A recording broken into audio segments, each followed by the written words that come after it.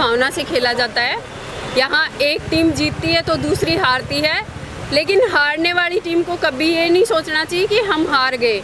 उन्हें आगे के लिए प्रिपरेशन करनी चाहिए ताकि आगे फिर से अच्छा अपना कर सके और आगे जीत के लिए अग्रसर हो सके। जी, पहले तो मुंबई में आएंगे, मुंबई में बहुत सारा लोगों का सपोर्ट मिल रहा है, तो क्या कहना चाहेंगे उसके बारे में? सभी को बहुत बहुत धन्यवाद। और जैसा कि पहले मेरे पति आते थे, तो दूसरी टाइम मैं मुंबई में आई हूँ। बहुत अच्छे लोग हैं, बहुत सपोर्टर हैं और इनका बहुत बहुत धन्यवाद जो मुझे आगे बढ़ने में मेरी सहायता करते हैं। वैसे तो करणी सेना ने हमेशा से सभी सर्व समाज को लेकर के चली है और जितनी भी अन्याय की बातें आती हैं, कोई भी दुर्घटना होती है, तो करणी सेना सबसे पहले वहाँ पहुँचती है और न्याय की बातें करती है और हमेशा ही न्याय के लिए आगे खड़ी रहती है और हमेशा खड़ी रहेगी। अभी कुछ दिन पहले जो है राजस्थान में जो है पैदल न्याय यात्रा निकाला गया। क्या पूरा मामला है? अभी तक सरकार ने जो है पहले भी 30 दिन को जो है बोला गया था मोहलत दीजिए, उसके बाद नहीं हुआ, फिर से क्या हुआ है? जी, जैसे 3 महीने का टाइम हमने बिता दिया और 3 महीने के बाद भी जब सरकार को हमारी कोई बात मानने का मन ही नहीं था, तो फिर हम क्या ही करते। सर्व समाज ने हमारे को बोला कि अब सरकार के खिलाफ हमारे को कुछ तो करना ही पड़ेगा।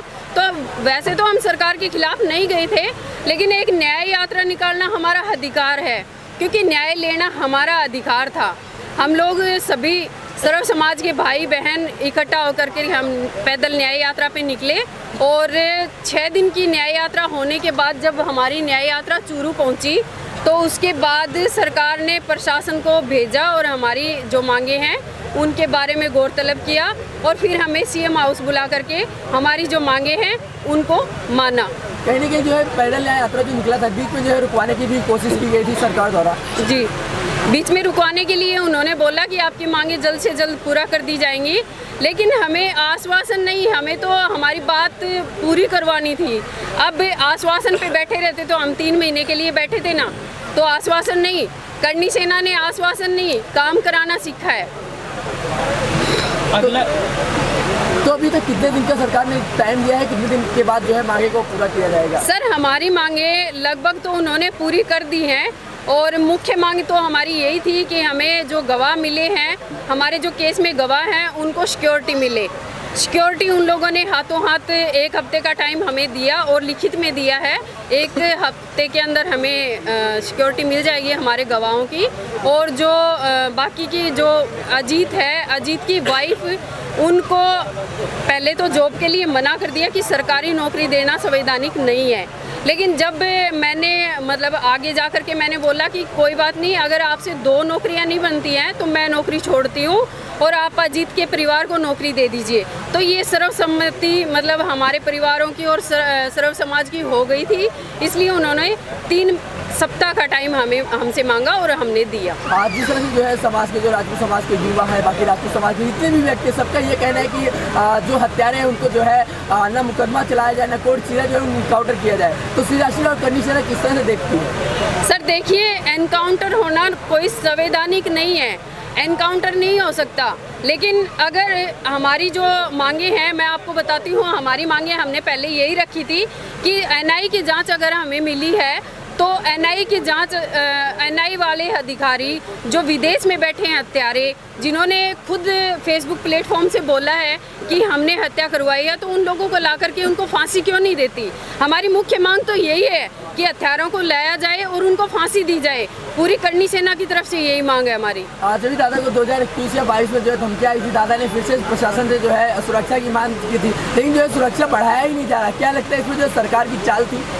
इनमें कुछ न कुछ तो राजनेताओं का हाथ था, और जो जल्द से जल्द अगर एनआई सही से जांच होगी तो राजनेताओं का नाम आना तो पक्का है और वो आएगा। अगर जो मांगे अगर नहीं पूरी होती है तो अगला कदम क्या होगा? सर, हमारी मांगे अगर पूरी नहीं होती हैं तो हमने सरकार को पहले ही बोल दिया, अगर मांगे पूरी नहीं होती तो 3 तारीख को हमारा फिर से उग्र आंदोलन होगा। और जो पैदल न्याय यात्रा हमने स्थगित की है, बंद नहीं की है, स्थगित जो चूरू से स्थगित की है वो चूरू से ही स्टार्ट हम दोबारा करेंगे। शीला जी, जैसे यहाँ पे हम देख रहे हैं मुंबई में हर बार जीवन जी यहाँ कुछ न कुछ प्रोग्राम करवाते हैं, सबको इकट्ठा करते हैं जितने राजपूत समाज के लोग हैं, क्या कुछ कहना चाहिए उनके बारे में? नहीं, ये तो देखिए इनका बड़प्पन है कि सर्व समाज को साथ लेकर के ये चल रहे हैं और हमें तो एक राजपूत क्या, हमें तो सर्व समाज ही चाहिए। और जैसे इन भाइयों को इकट्ठा करते हैं ये तो बढ़िया मैसेज जाता है ना कि भाई सर्व समाज को क्षत्रिय साथ लेकर के चल रहा है, क्योंकि हमारा तो इतिहास ही है, क्षत्रियों का इतिहास ही है कि वो सर्व समाज को लेकर के हमेशा चला है।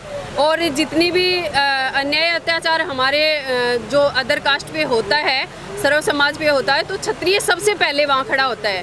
तो क्षत्रियों ने कभी भी किसी समाज को पीछे नहीं छोड़ा, इसीलिए जो जीवन सा कर रहे हैं वो बहुत ही अच्छा काम है। इसके लिए हर समाज के बंदे इनके साथ जुड़े हैं।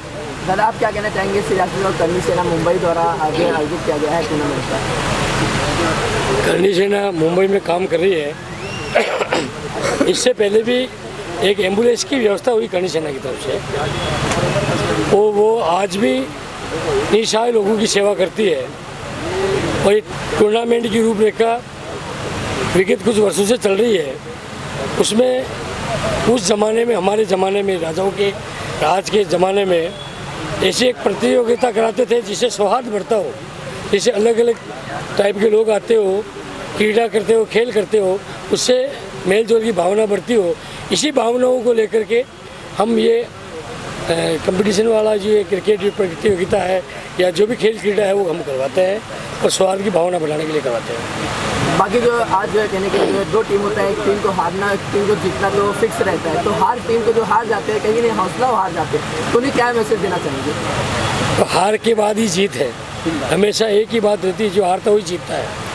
और हार भी ऐसी जगह है जहाँ बिल्कुल फाइनल मुकाबले में है, तो इसको हार नहीं कह सकते। दोनों टीमों का काम बराबर होता है। मैं तो दोनों टीमों को, विजेता उपविजेता दोनों को दिल से धन्यवाद दूंगा कि आप एक साथ आकर के एक साथ इसी तरीके से क्रीड़ा करें और उसका अच्छा मैसेज समाज में जाए।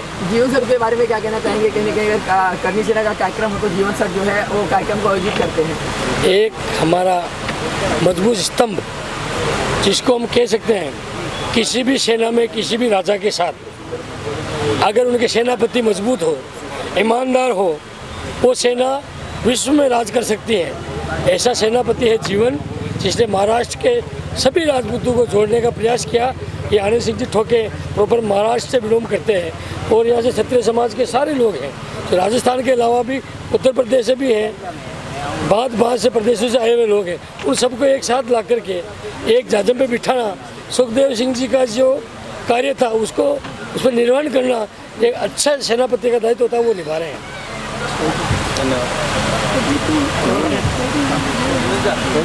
करनी सेना मुंबई द्वारा जो है टूर्नामेंट का कार्यक्रम आयोजित किया गया है।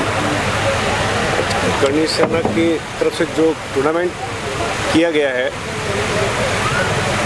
वो एक खेल की भावना से, तो जीवन सिंह जी ने जो पहल कदम उठाया वो अच्छी बात है, मगर इस बहाने वापस भाभी साहब जो हमारे राष्ट्रीय अध्यक्ष है शीला जी का पधारना हुआ और एक नए सिरे से, करनी सेना का सिरा कोई खत्म नहीं हुआ है, यथावत है, बाकी नए सिरे से वापस एक नए जोश के साथ वापस हम शुरुआत लगातार करते रहेंगे और करनी सेना को वापस उसी स्पिरिट से, उसी प्लेटफॉर्म से सनातन धर्म के लिए जो सुखदेव सिंह दादाजी के जो विचार थे, उनके सोचे हुए थे, उस बात को निरंतर प्रयास करने के लिए आज के यहाँ से वापस श्री गणेशाय नमः किया है।